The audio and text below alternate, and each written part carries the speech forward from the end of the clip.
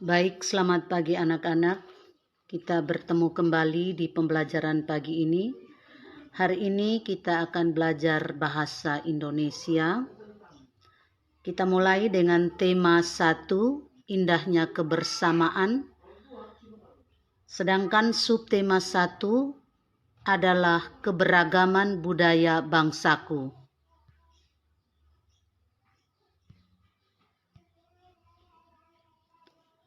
Baik, materi kita adalah ide pokok suatu paragraf.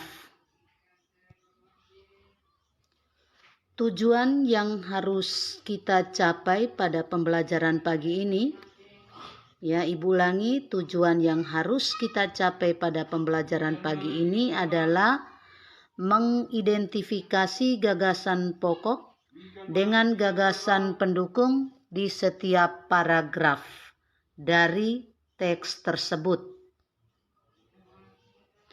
Oke, di sini kita melihat sedikit tentang pengertian ide pokok. Biasanya, ide pokok itu nama lainnya adalah gagasan pokok atau pikiran utama, ya. Itu nama lain daripada ide pokok, ya. Berarti kita belajar tentang ide pokok sama juga dengan gagasan pokok atau gagasan utama, pikiran utama atau pikiran pokok. Oke. Ide pokok itu adalah topik utama yang dibahas pada suatu teks, ya. Jadi kita biasanya di setiap teks atau di sebuah teks itu tersusun atas beberapa paragraf, ya, atau yang biasa disebut dengan alinea. Jadi setiap paragraf itu tentu dia memiliki gagasan pokok atau yang tadi Ibu katakan sama juga dengan gagasan utama atau ide pokok, ya. Atau juga gagasan pokok atau ide pokok itu merupakan ide yang mendasari disusunnya sebuah paragraf. Jadi itu sedikit tentang pengertian daripada ide pokok, ya. Gagasan pokok, pikiran utama atau pikiran pokok. Baik. Kita melihat bagaimana cara menentukan ide pokok suatu paragraf, ya. Di sini ada beberapa cara untuk kita bisa menentukan ide pokok dari suatu paragraf.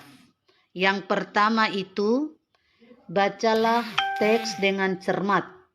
Artinya kita baca teks dengan teliti, dengan paham, ya, dengan mengerti.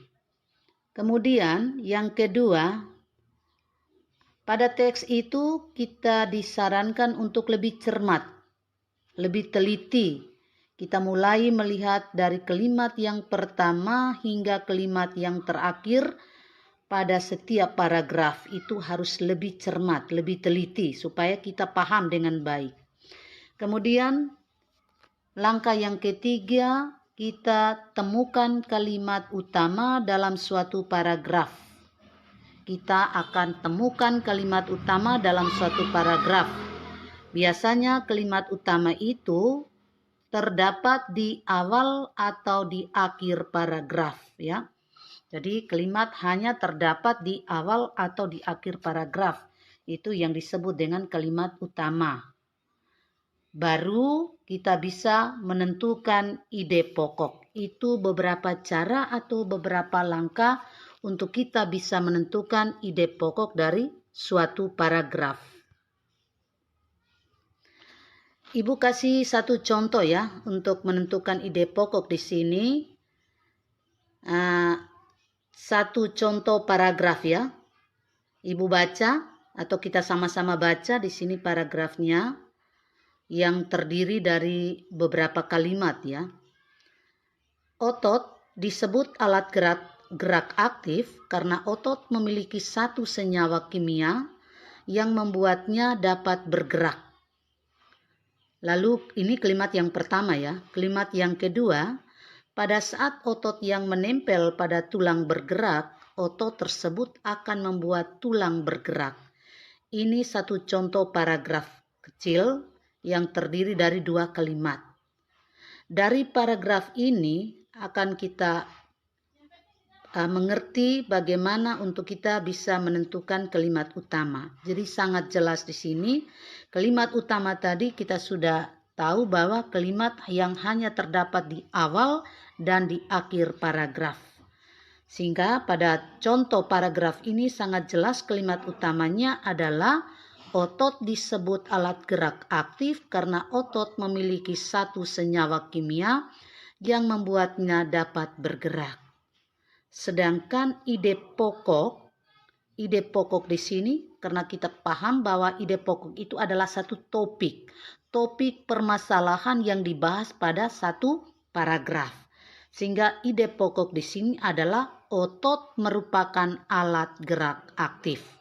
Jadi ini karena kita paham tadi bahwa akhirnya kita bisa menentukan mana yang disebut dengan kalimat utama dan mana yang disebut dengan ide pokok.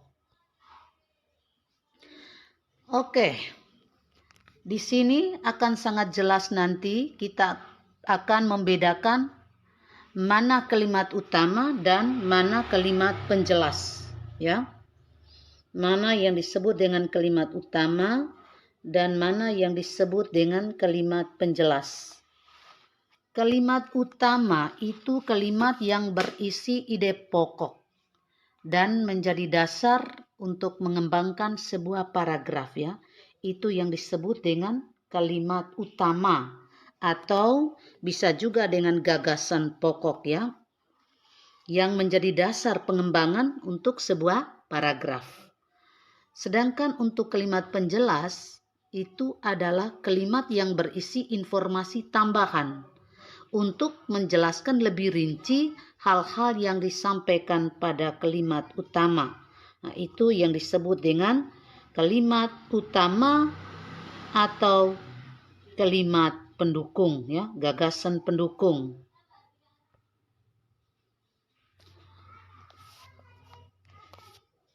Baik, sebelum kita melihat di sini untuk letak kalimat utama di bagian mana,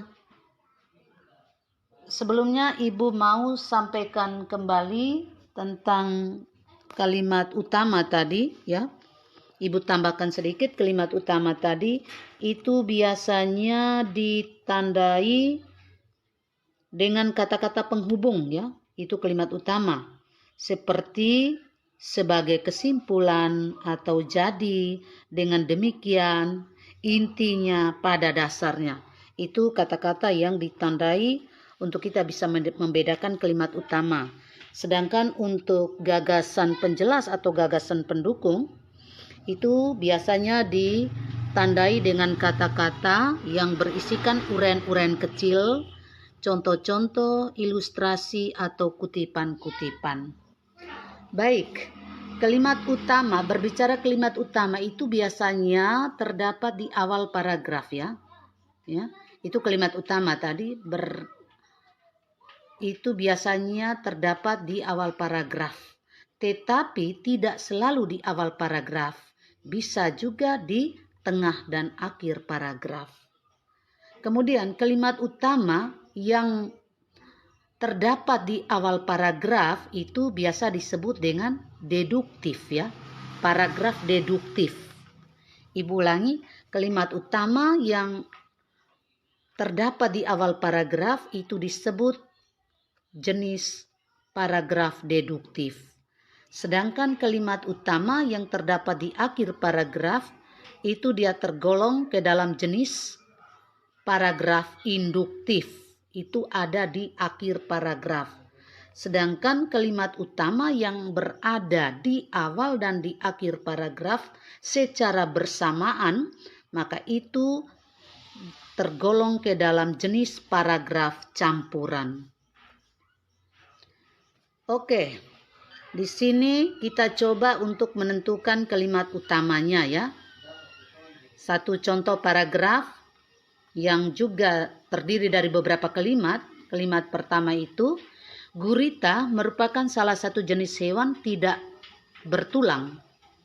Ibu ulangi, gurita merupakan salah satu jenis hewan tidak bertulang belakang yang dikenal sebagai hewan yang cerdik dan pintar. Kalimat yang kedua, hal itu karena seekor gurita memiliki daya ingat yang cukup kuat.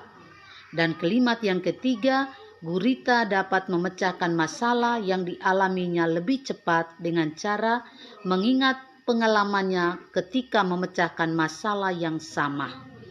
Jadi dari contoh paragraf ini yang terdiri dari 3 kalimat, maka untuk menentukan kalimat utama itu sangat jelas terdapat pada kalimat nomor 1. Sedangkan untuk kalimat penjelas itu dia terdapat pada kalimat nomor 2 dan 3. Jadi anak-anak bisa paham ya apa yang dijelaskan.